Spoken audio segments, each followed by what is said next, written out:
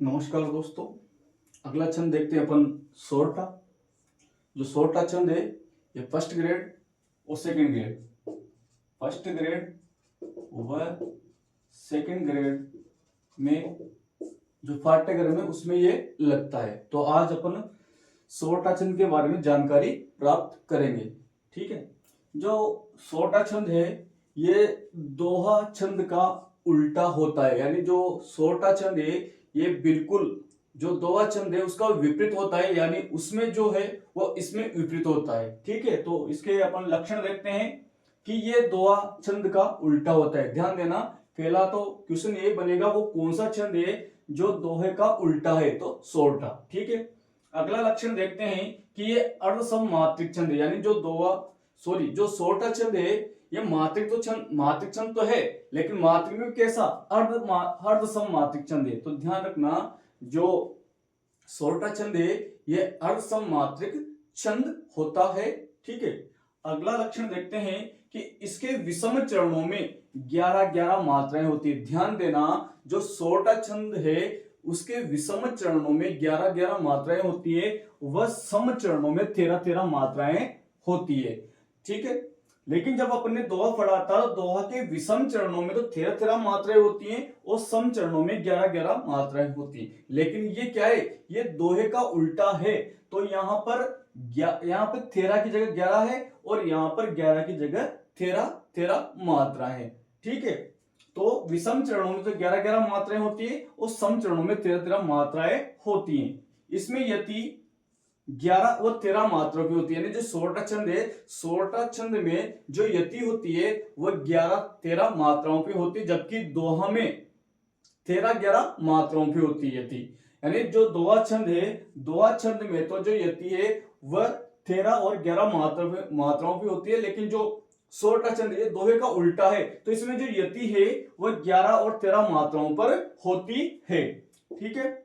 इसमें जो तुक है ये विषम चरणों में मिलती है, यानी जो सोरठा छंद है, सोरठा छंद में जो तुक है ये विषम चरणों में मिलती है, जबकि दोहा छंद में जो तुक थी वह सम चरणों में मिलती है। लेकिन इसमें उल्टा है, तो यहाँ पे तुक विषम चरणों में मिलती है।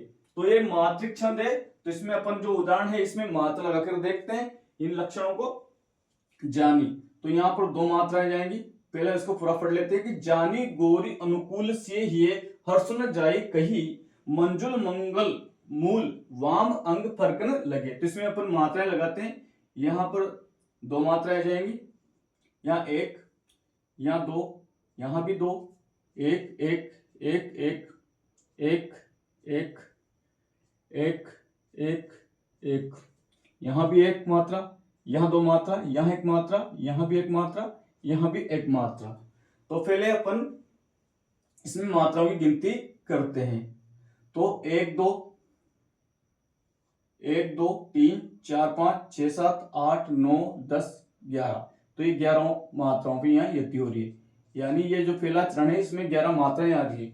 अगला देखते हैं 1 2 3 4 5 6 7 8 9 10 11 12 13, यानी दूसरे चरण में कितनी मात्राएं आ रही है, 13। तो ये देखो यहाँ पर 11 और 13 मात्राओं की यति, तो ये 11 और 13 मात्राओं की यहाँ पर यति आपको देखने को मिल रही है। ठीक है। अर्धसम मात्रिक छंद है, इधर 11 है इधर 13 है, सीधी सी बात है, दोहे का उल्टा है। ठीक है।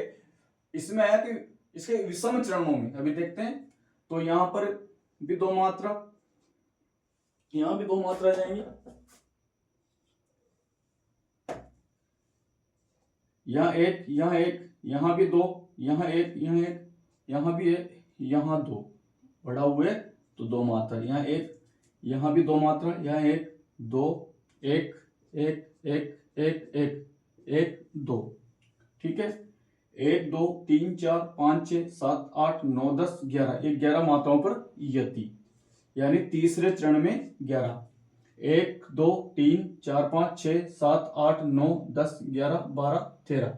फिर मिल लेते हैं एक बार, 1 2 3 4 5 6 7 8 9 10 11 12 13, यानी चौथे चरण में 13 मात्रा है। यानी जो विषम चरण है, यानी पहला तीसरा और जो सम चरण है चौथा और दूसरा और चौथा, उसमें समान समान मात्रा है। तो ध्यान देना कि विषम चरणों में तो 11-11, तो ये पहला और तीसरा, इसमें तो कितनी कितनी मात्रा आ गई 11-11। और जो सम चरण है दूसरा और चौथा, इसमें कितनी कितनी मात्रा आ गई 13-13 मात्रा। तो ये भी सही है, यति 11-13 पे हो रही है, देख लो यति 11-13 पे, ये भी सही है। इसमें तुक विषम चरणों में मिलती है, जबकि दोहे में तो तुक सम चरणों में मिलती थी, लेकिन जो सोहठा छंद है इसमें जो तुकी विषम चरणों में मिलती है। विषम चरण कौन से?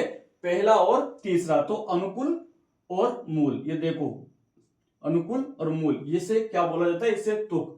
तो आशा करता हूं कि आपको सोहठा छंद समझ में आया होगा। धन्यवाद।